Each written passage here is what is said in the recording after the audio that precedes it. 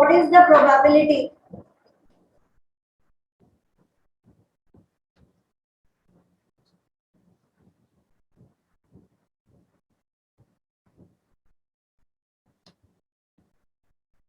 what is the probability that a leap year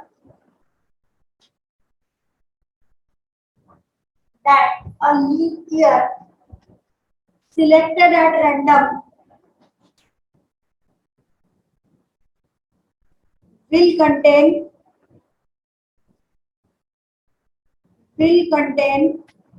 53 Sundays.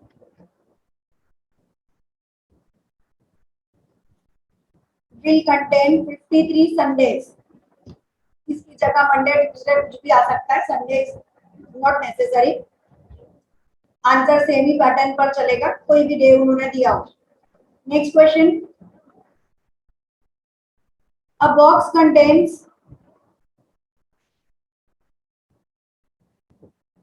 20 balls numbered 1, 2, 3, dot dot dot 20 तक, 1, 2, 3 up to 20. अब उसके बाद वो सब की हमने एक बॉल निकाली करी, वो सब ठीक है, फुल स्टॉप करके लिखिए. What is the probability that the ball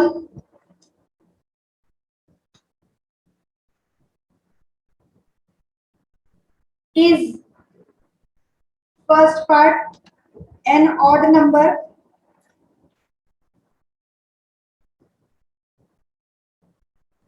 second divisible by 2 or 3, किसी से भी चलेगा, 2 से भी चलेगा और 3 से भी चलेगा. ये वाला थोड़ा सा फिर वही कंफ्यूजिंग है. एक लैंग्वेज होती है डिविजिबल बाय 2 और 3 और एक लैंग्वेज होती है डिविजिबल बाय 2 एंड 3. मतलब ऐसा नंबर जो 2 एंड 3 दोनों से ज्यादा, जो 2 से भी डिविजिबल हो और 3 से भी डिविजिबल हो, उसके लिए हम लैंग्वेज लिखते हैं 2 एंड 3. और जब हमने लैंग्वेज लिखी है 2 और 3, मतलब 2 वाला भी चलेगा और 3 वाला भी चलेगा, दोनों वाले भी चलेंगे, सब चलेगा, ठीक है. लेकिन 2 एंड 3 का मतलब सिर्फ वही नंबर जो 2 से भी डिवाइड होता हो और 3 से भी डिवाइड होता हो, जैसे कि 6, तो 2 से भी जाएगा और 3 से भी जाएगा. 18, 12, तो ये नंबर्स को हम लोग सिलेक्ट करते हैं जब क्वेश्चन में लिखा हो 2 एंड 3. 2 और 3 में सारे नंबर्स ले लेते हैं. ये कॉमन मिस्टेक है जो हम एग्जाम में करते ही हैं, इसलिए बताया जा रहा है. यूं नहीं कि अरे मैम आप तो लेक्चर दे रहे हो. लेक्चर नहीं है बच्चा, ये कॉमन मिस्टेक है जो एग्जाम में होती है. एंड और में कंफ्यूजन ही हो जाता है. चलिए C part. A prime number and D part not divisible by 10. Start करिए. ओके, लीप ईयर वाले का इशू आप लोगों का रहेगा. लीप ईयर का मतलब होता है कि विच हैज 300 कितने days, 60. Very good. Normal year में कितने होता है, 65. तो लीप ईयर में होता है 366 डेज. तो लीप ईयर हैज 366 डेज. ये जो 366 है,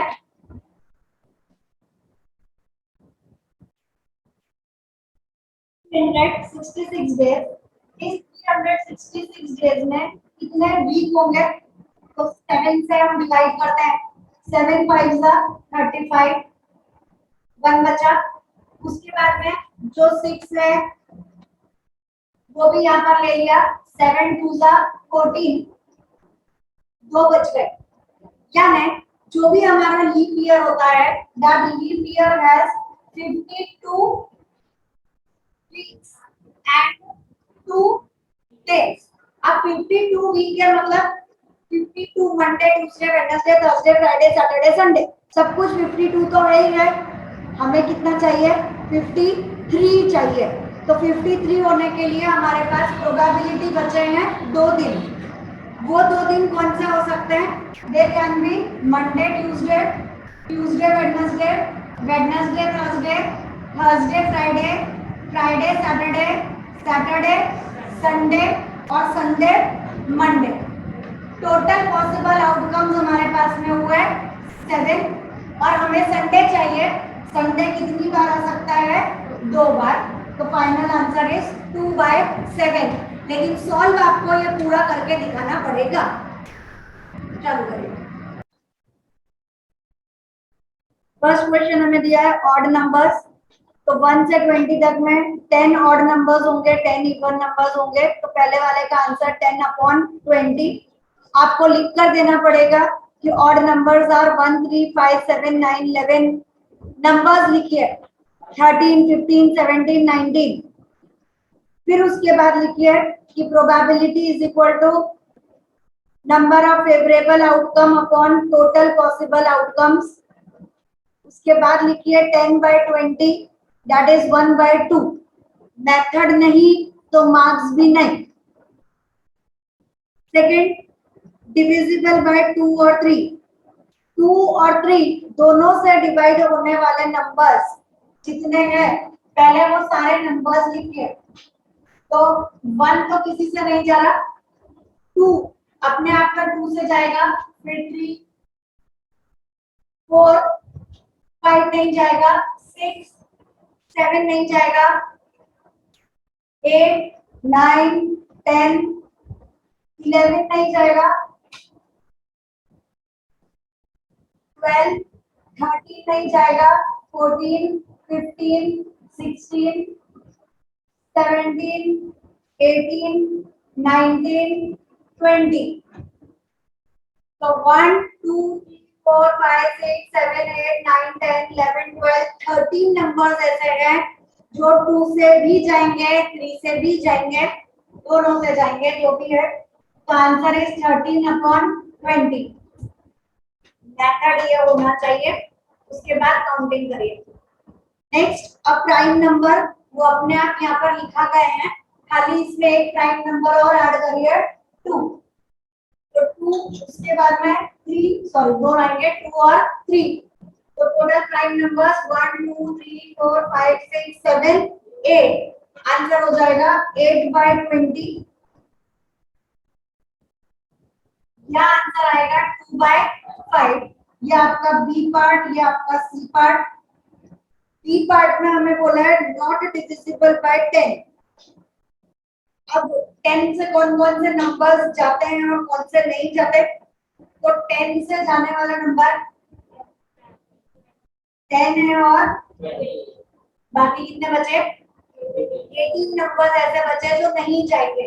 तो नहीं जाने वाले नंबर अपन ने ये छोटा रास्ता यूज किया कि divisible are 10 and 20, all others are not divisible.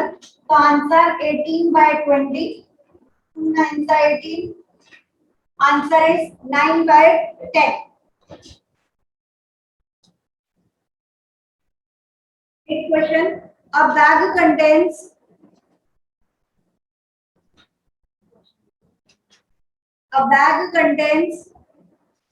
12 balls, out of which eggs are white. Eggs are white.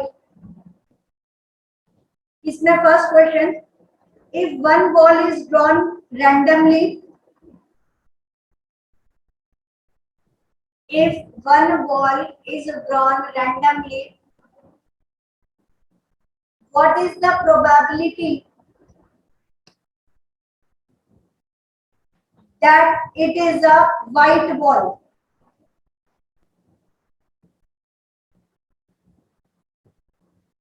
What is the probability that it is a white ball?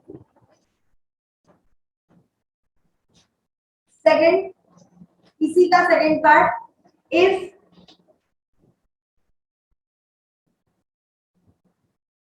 6 more white balls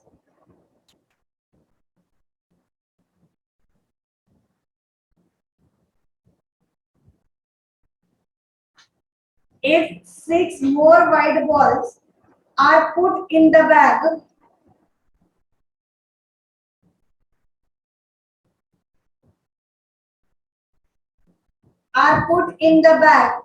comma, the probability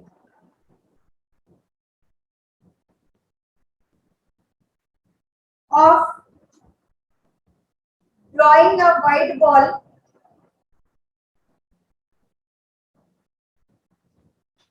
will double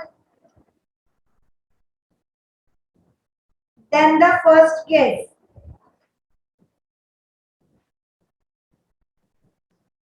Will double than the first case. Now find x. Now find x. A bag contains 12 balls out of which x are white. तो white balls के number हमें दे रखे हैं x. Total number हमारे पास में है 12. First question उन्होंने पूछा what is the possibility that a ball drawn is a white ball. तो व्हाइट बॉल हमारे पास x है. टोटल बॉल हमारे पास 12 है.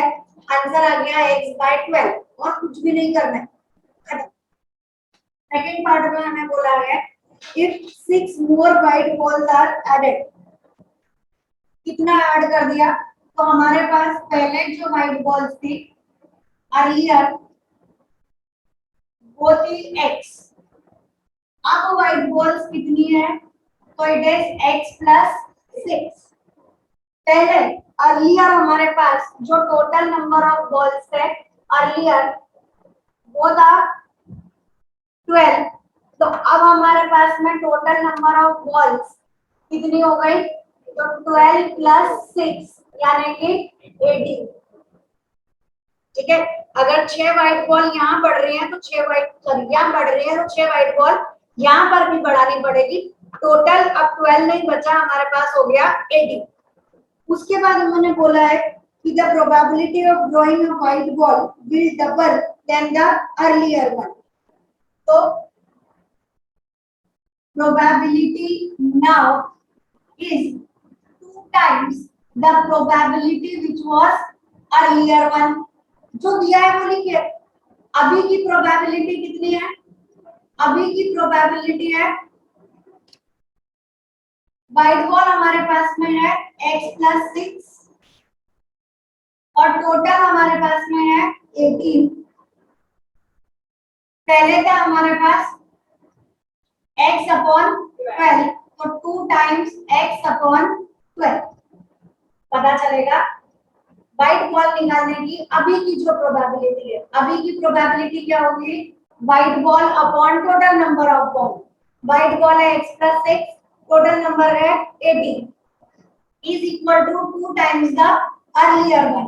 2 टाइम्स का 2 अर्लियर वन का x अपॉन 12 कट करा 2 6 12. आपको समझ में आता है तो आप यहाँ से 6 और 3 को भी कट कर दीजिए. नहीं समझ में आता है तो क्रॉस मल्टीप्लाई करिए. जो आपको समझ आए वैसा करिए, जबरदस्ती कुछ नहीं है. यहाँ पर आपके पास बचा x plus 6 which is equal to ये वाला 3 इधर जाएगा. It is 3x. 6 is equal to 3x minus x यानी 2x is equal to 6. x is equal to 6 upon 2 that is 3. तो व्हाइट बॉल का आंसर हमारे पास में आया x is equal to 3.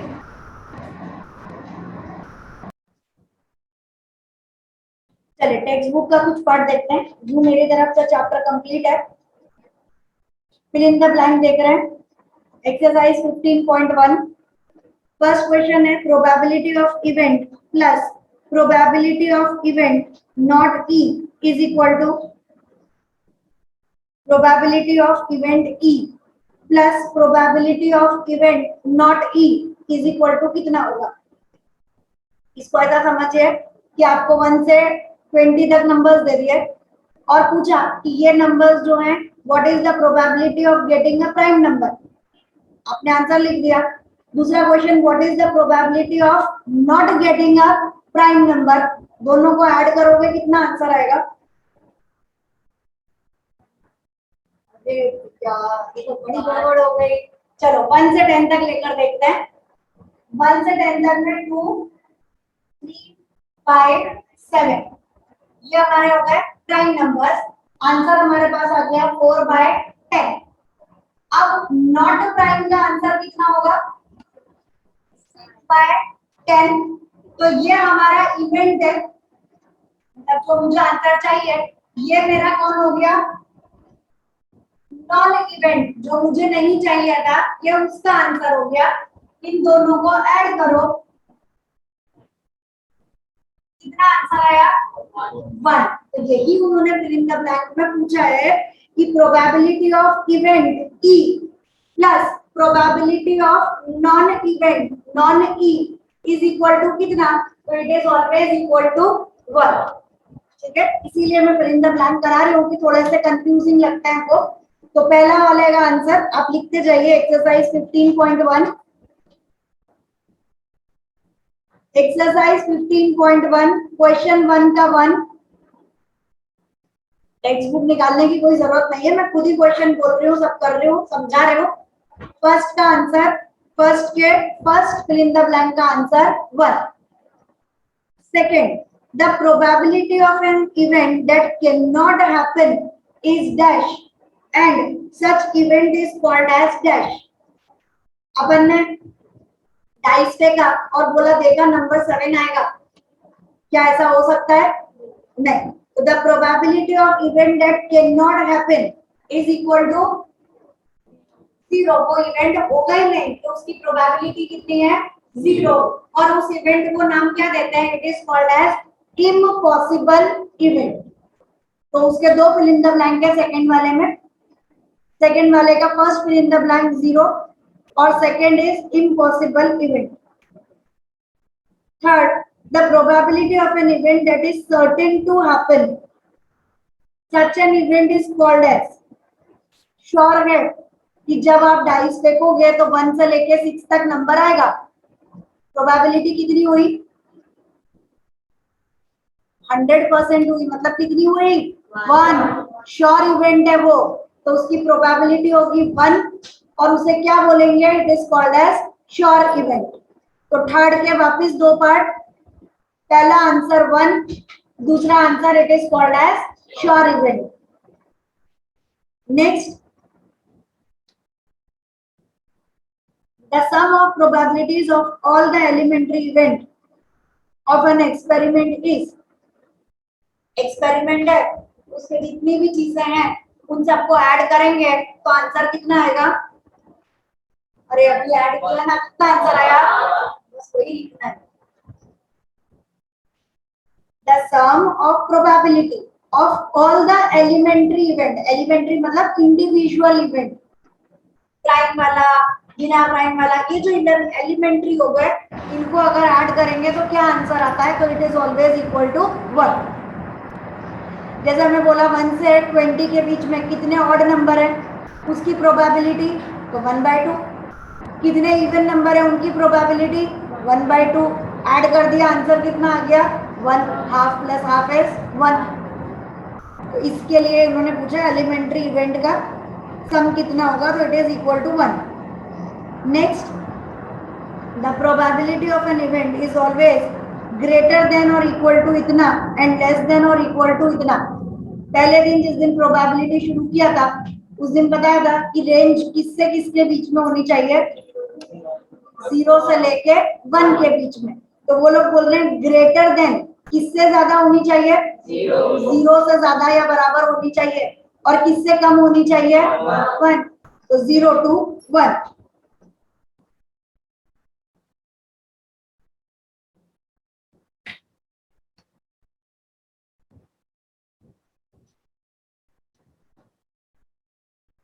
Question number 4 ले रही हूं मैं। 2 और 3 में तो केवल ये पूछा है कि भाई कौन सा इवेंट हो सकता है, कौन सा नहीं हो सकता। जैसे अब थर्ड वाले में पूछा है, एक एग्जांपल दे देते हो। कि why is tossing a coin considered to be a fair way of deciding which team should get the ball at the beginning of a football game? Football खेलना चालू कर रहे हो, क्रिकेट खेलना चालू कर रहे हो, पहले कौन बॉलिंग लेगा, बैटिंग लेगा, इन सब चीजों का डिसीजन किससे होता है? टॉस करके। तो बोले टॉस को फेयर क्यों माना जाता है? हाँ, because there is a probability 50-50% chances दोनों में होंगे एंड इट इज अनप्रिडिक्टेबल। फेंकते टाइम मुझे थोड़ी मालूम है कि हेड आएगा या टेल आएगा, तो it is completely unpredictable and there are 50-50% chances of getting both the head or tail. तो क्वेश्चन नंबर 4 ले ले, 3 वाला तो जनरल था। 4 में बोला है which of the following cannot be probability of an event. Options दिए हैं, एमसीक्यू है। क्वेश्चन है कि कौन से नीचे जो नंबर्स दिए हैं उनमें से कौन सी प्रोबेबिलिटी नहीं हो सकती? ऑप्शन नंबर 1 2/3, -1.5, 15% और 0.7। Probability always ranges between 0 to 1। अगर नेगेटिव हो गया मतलब it cannot occur, तो answer is -1.5 because probability always ranges from 0 to 1। Next question number 5, अगर प्रोबेबिलिटी 0.05 है, if the probability of an event is 0.05, then what is the probability of getting non-equal?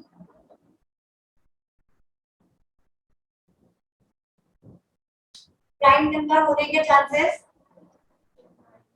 नहीं होने के, कैसे आया 6/10? क्योंकि इन दोनों का एडिशन हमेशा कितना होता है? मतलब अगर मैं ऐसा लिख दूं कि 4/10 plus x is equal to 1, तो x कितना होगा? बोलो 1 माइनस 4/10। एलसीएम लोगे 10 माइनस 4 कितना हुआ? 6। कितना आ गया? 6/10। तो अगर एक इवेंट के अकर होने के चांसेस 0.05 है, तो अगर नहीं होने के चांसेस कितने हैं? 1 माइनस 0.05, दैट इज 0.95। क्या आंसर? अकर होने के चांसेस 0.05 है, तो नॉन अकर होने के chances 0.95।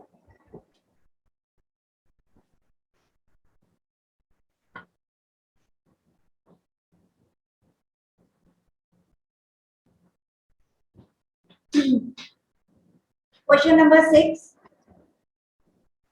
A bag contains lemon flavored candies only.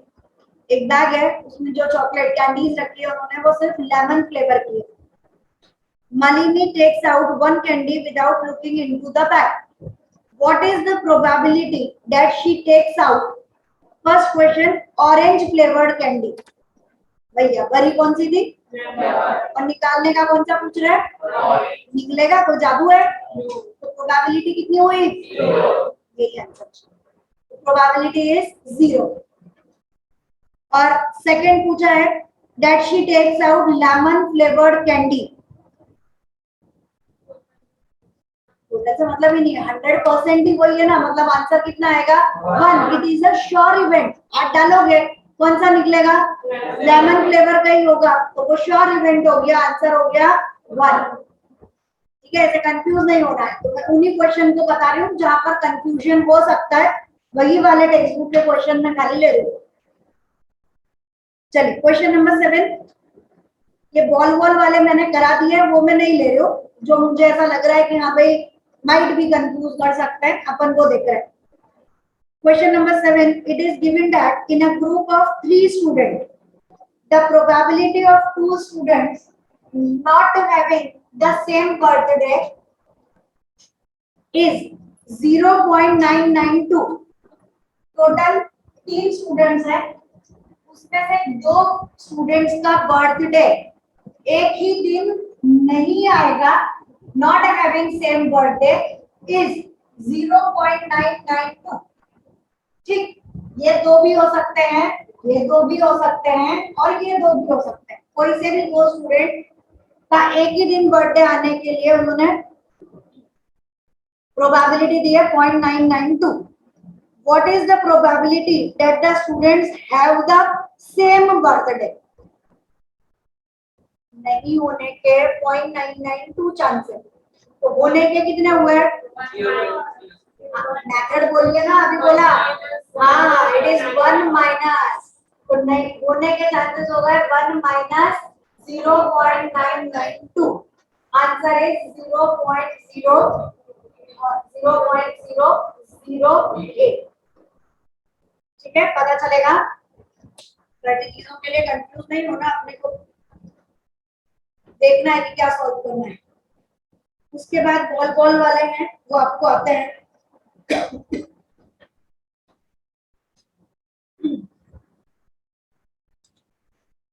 10 वाले में भी ऐसे ही है।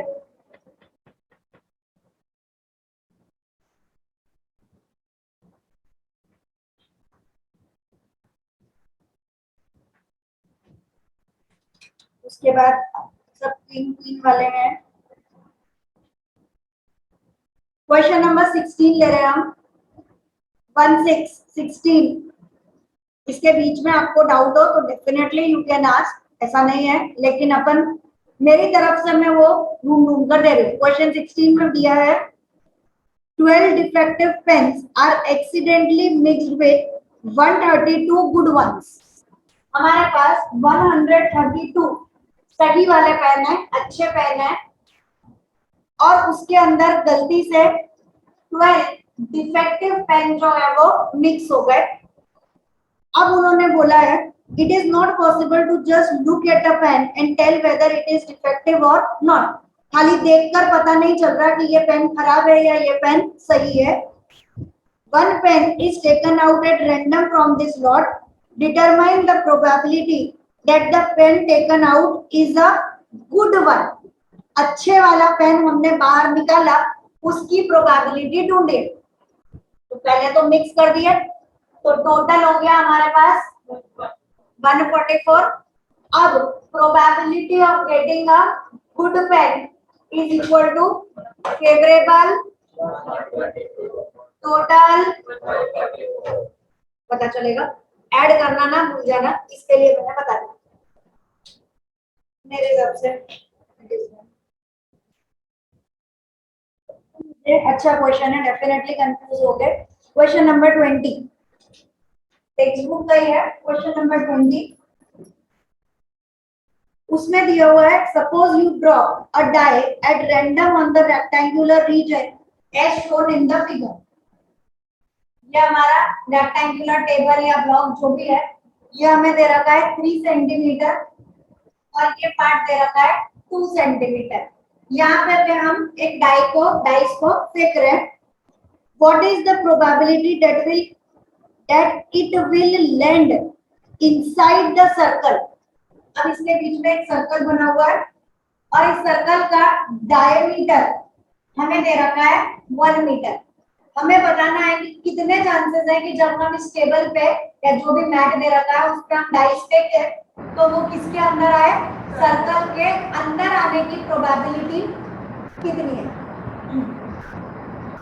तो पहले टोटल एरिया, तो टोटल एरिया किसका गिनेंगे, जो पूरा मैट है यानी आपके रेक्टेंगल का एरिया, तो 3 × 2 दैट इज 6 सेंटीमीटर स्क्वायर। उसके बाद में एरिया ऑफ सर्कल होता है पाई आर स्क्वायर। पाई आर कितना होगा, तो ये पूरा डायमीटर है, रेडियस होगा 1/2 का होल स्क्वायर, तो आंसर आया पाई/4। ये हमारे पास में आ गया मीटर स्क्वायर सेंटीमीटर। देख लेना मीटर सेंटीमीटर वो देखना रहेगा अपने को। मीटर सेंटीमीटर हो तो बेटा चेंज कर लेना, कुछ ऐसा रहे तो। Probability that it falls inside a circle is equal to area of circle upon total area. अब एरिया ऑफ सर्कल कितना है, पाई/4, और टोटल एरिया कितना है 6। तो आंसर हो गया पाई बाय 24। डेफिनेटली आप लोग नहीं करते, देख लीजिए दोनों के एरियाज को लेकर आपको देखना है।